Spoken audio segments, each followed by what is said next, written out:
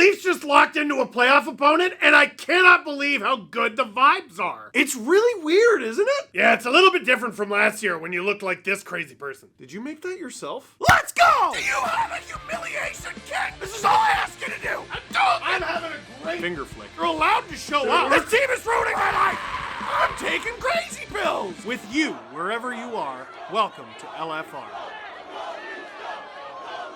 Victory, Puppy Ziggy! Anthony Stolarz shutout. Oh yeah.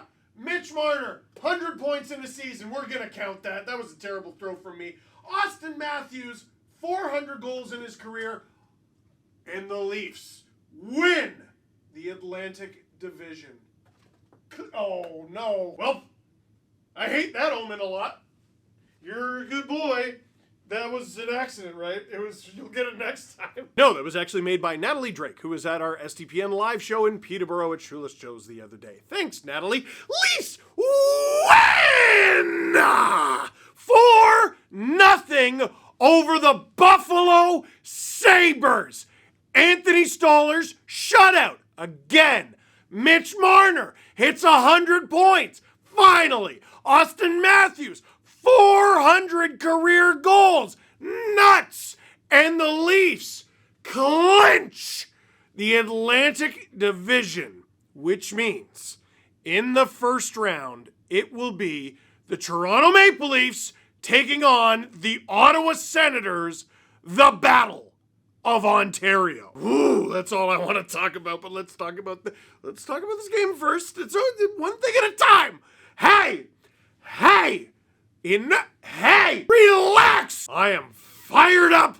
But first, this LFR video is brought to you by True Classic. One thing I personally struggle with is finding t-shirts and clothing that fit my body perfectly. You either get shirts that are too baggy, or the sleeves and the arms are too tight. You get the picture, nothing fits! But then I found True Classic. True Classic shirts show off the stuff that you want to show off, like your chest and pipes. And True Classic doesn't just have shirts. They have products for the cold, like long sleeves, fleece hoodies, jeans, button-ups, and joggers. Look at mine. They also have spring essentials, like crew neck, short sleeve button-ups, comfort knit chino shorts, and swim shorts. Finding tailored clothing that actually looks good is usually impossible, but with True Classic, it's easy. I wear mine at home and the compliments from the wife haven't stopped. True Classic is affordable and you can build the perfect outfit in 5 minutes or less. So whether you're bundling up for the cold or getting ready for the spring, level up your style with clothes that actually fit right. Go to our exclusive link in the description down below, trueclassic.com/dangle to save. That's trueclassic.com/dangle. Elevate your wardrobe and save today. Great job, me. Looking good. Dude, let me tell you how different this is where the Leafs are right now from a year ago. This was the Leafs' stretch run heading into the playoffs last season. 5-1 win over Washington, 3-0 win over Buffalo, 6-4 win over Florida, 4-1 loss to Tampa. Nuts! Then 4-2 win over Montreal, 3-2 overtime win over Pittsburgh, 5-2 win over New Jersey. The Leafs had literally won 6 of their last 7 games heading into the final 4 games. And I kept getting asked, Steve, who's your game 1 starter? You're not seriously going with Samsonov, are you? And I said, of course I'm going with Samsonov. Yes, he was unplayable October, November, December, but when January arrived, he improved, he was really good, and he was one of the honestly better goaltenders, definitely had one of the better records, in the NHL from January until the end of the season. That is until Samsonov and the Leafs lose 6-5 to the Devils. Samsonov and the Leafs lose 5-4 to the Red Wings in overtime. Wool and the Leafs lose 5-2 to the Panthers. And Martin Jones, who was a Leaf, not even a bad Leaf, loses 6-4 against Tampa. Now, yes, I am very well aware that the Leafs' regular season is not done. They still have one more game left on Thursday against Detroit. But regardless of how that game goes, on account of nothing happens, good or bad, if the Leafs win, if the Leafs lose, if the Leafs score 10 goals or none, it doesn't matter. Considering that, if feels a lot better, right? Because I said, yeah, Samsonov should play. This is what I ended up looking like, and this wasn't even halfway through the series. And now this year, Joseph Woll has more games played, games started, wins, and a higher save percentage than last season. He's the reason they got to Game 7, and he's not even going to be the Game 1 starter. The vibes are noticeably higher. But this is a game against the Buffalo Sabres. It's on the road. It's weird. It is always weird. Every game the Leafs play in Buffalo is weird. Sens game's a little bit too. It's fun, but it's weird when half the arena is packed with the visiting crowd. But like, Toronto overwhelms Buffalo. Dude, Ottawa's twice as far away. Don't fact check it, I'm going by driving length. And also it depends on the part of the GTA you're in and the intersection of downtown Toronto you're in. Sens fans might use their tickets and might go to the game. They're definitely going to use them in the playoffs. Sabres fans, they're not going to this game, dude. Look, I got this tweet after the game. It's been 14 years out of the playoffs. He made a graphic with Roman numerals over the Sabres logo. The best part, by the way, you gotta look for it. His username has a palm tree in it with the Roman numerals. This is a home game. It's nearly always a home game. But usually the Sabres have the pride to make the Leaf fans who came regret coming. Jack Eichel used to revel in that. Before the game, Rasmus Dahlin was asked about the Go Leafs Go chants, and he's like, oh, I hate it. And I was like, yeah, this is gonna be a spirited affair. But here's where we're at. The Leafs need 1 point. One. That's it to clinch the division. The Sabres need to put together a decent hockey game to feel good about themselves because, oh my gosh. So you got a Sabres team that can score and has scored recently, but has ultimately nothing at stake, and a Craig Berube coached Leafs team who just needs 1 point and isn't going to take any major risks. So this might come as a surprise to you, but nobody scored in the first period. Someone did in the second, though. New look fourth line, third line, whatever you want to call it, grinding line is out there. Lawton and Lorentz going to work along the wall. Lorentz goes to work, Lawton fills in. Every Sabre is puck watching. You know what they should have been watching is the game notes, because this is the game right here. Lawton to Steven Lorentz for the one-timer. His 8th of the season beats Ukko-Pekka Luukkonen, and the Leafs are winning 1-0. But here's the most important part. No one was more relieved that Steven Lorentz scored that goal than Anthony Stolarz. Why? Because goalie's life's easier when his team gives him goal support? Yes, but no. That was Steven Lorentz's 8th goal of the season. That also ended up being his 5th game-winning goal. Do you understand that ties him with Bobby McMahon for 5th on the entire team? Only Nyes, Marner, Nylander, and Tavares have more, and it's not by that much. Nyes has 6, Marner 7, Nylander and Tavares 8 apiece. Steven Lorentz has more than twice as many game-winning goals as Austin Matthews. Oh, so close. You know how many Sabres have more? One. It's Tage Thompson with 6. Ridiculous, can't explain it, don't have to explain it. 1-0 Leafs after 2. Now, it stayed 1-0 for a long time, and there's a bit of an uneasiness in the air. The product on the ice looks good for the Leafs. You know, they're being disciplined, and they're getting opportunities. They're not forcing them, but they are still a goal away from the Sabres tying this, which means they're a goal away from the Sabres taking the lead, which means they might not get a point, and they might not clinch the division. Look up at the out-of-town scoreboard. Oh, Tampa is dog-walking the Panthers. I kind of need to win this one there, boys. There was one play that made me mad. Because, dude, the first half of the game especially, Mitch Marner, who was sitting at 99 when the game began, could have had 5 goals, points, whatever. He should have been at 110 by the end of the night, the way he was playing. Then in the third, they started to force it a bit. They were looking for him, and they were looking for him too much. And about halfway through the third, they gave it away because they were looking for him too much. He has 99 points. You don't have to look for him. He's so good at this that he has 99 points. Why are you forcing it? He's got 99 points naturally. That's what I was thinking in my head. When I'm watching it on the TV alone, I was like, oh, no, shouldn't have done that. I'm more normal than people think. Please think I'm normal. Then the Leafs decide to score the sexiest goal of all time. Dude, this was nasty. After an attempt, the Leafs find the puck dangerously close to the blue paint and inside of the Buffalo Sabres net. It doesn't work out that way. Matthew Nyes with a little flick of the pass to Matthews, who collects it in his feet, spins, fires the pass over to Marner, who rips it! Dude, forget forcing it, forget a secondary assist on an empty netter. This guy berries for his 100th point of the season. The first time in his career he's done it, and only the fourth different Leaf to get 100 in a single season in a Leaf uniform. And if I'm not mistaken, Mitch Marner and Auston Matthews are the first ever pair of Leafs to score 100 points in a Leaf uniform to play together, even though they didn't get 100 points in the same season. I know, asterisk, whatever. Because the others are Daryl Sittler and no, it's not. It's Doug Gilmour. Matt Sundin didn't even score 100 points in a single season. He played in the Trap era. He definitely would have. He did have 100 points with the Nordiques because that was before the Trap era. Dude, this is a crazy achievement for Mitch. And a little while ago, I think it was a couple years ago, Mitch is sitting at 99, and the Leafs tried to get it for him, and they couldn't.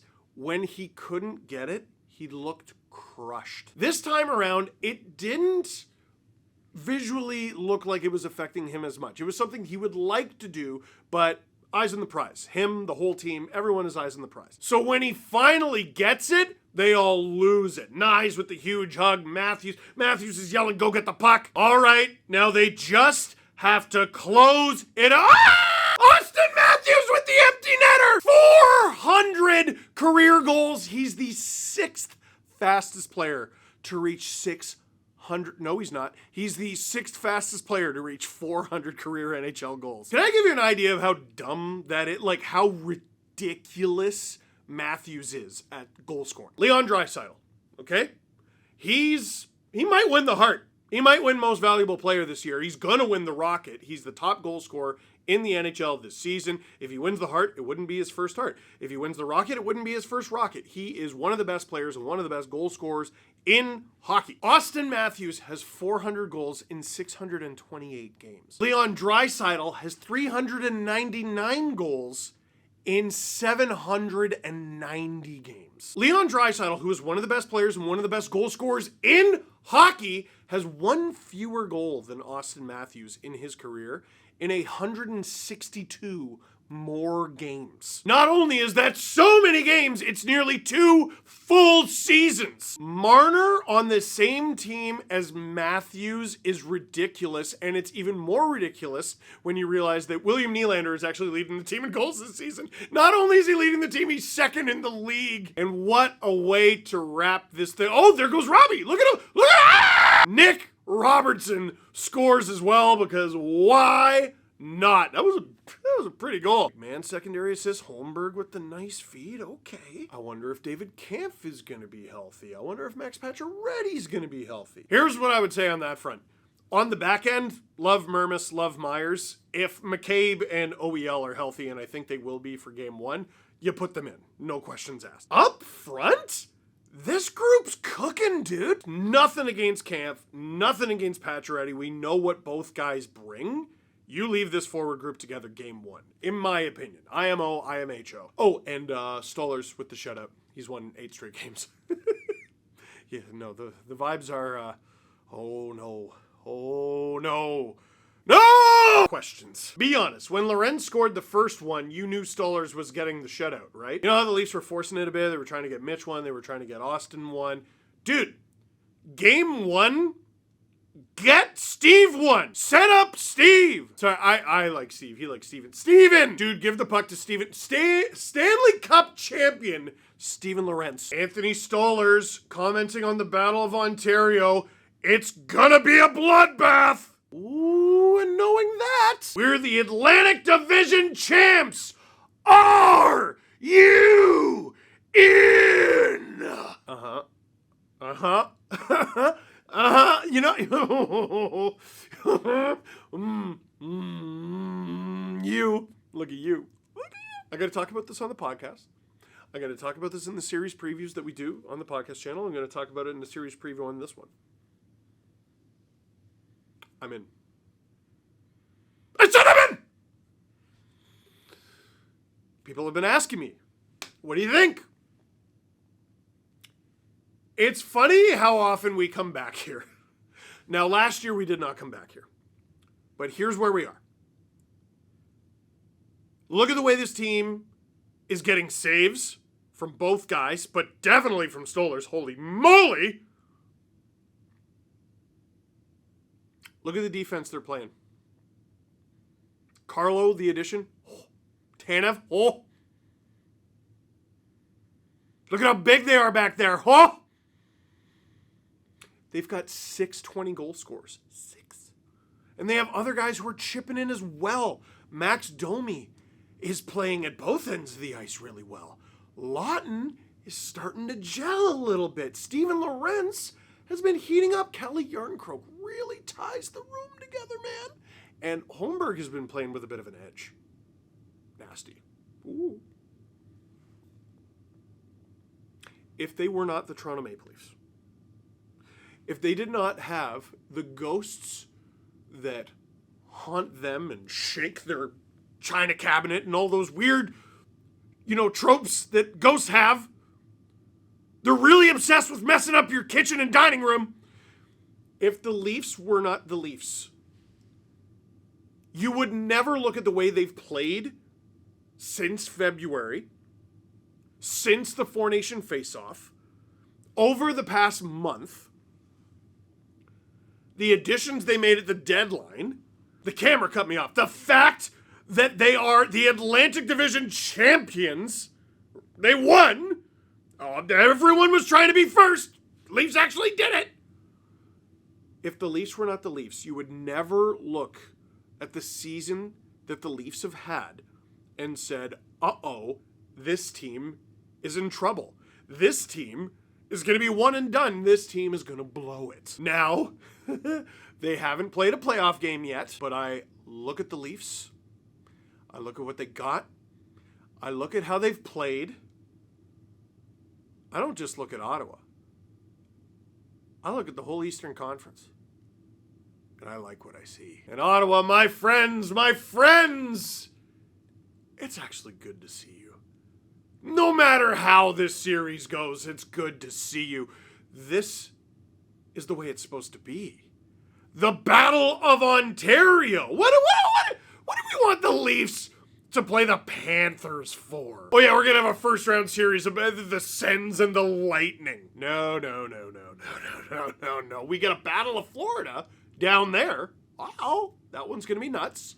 And we get the Battle of Ontario up here. For the first time since 2004. Hey, do you want to see something I made recently? Maybe it was meant to be. I didn't make this collage for this video. I actually made this a few months ago. I found in storage a bunch of old newspaper clippings from 2004. All of these are from the Battle of Ontario. I think there's maybe a couple from the Philadelphia series that year. This one with Darcy Tucker waving goodbye to Chris Neil is definitely from the Battle of Ontario. This one with Eddie Belfour making a save on, is that Marian Hossa? That one is definitely from the Battle of Ontario. And look at that. Oh, Patrick Lalime. He was my favorite Leaf that year, honestly. Look at, it's been so long. This guy's kid is on the Leafs now. 4 games or 7, win or lose. This is what we deserve. This is what it was always meant to be. This is the Battle of Ontario! And I can't wait. My friends, that is it for this one. Thank you very much for watching. Click like if you like this video. Click subscribe if you really liked it. Tell all your friends on the SDPN YouTube channel, SDPN on Spotify, SDPN on Apple, wherever. We got a brand new Steve Dangle podcast tomorrow, and I think you're going to want to hear it.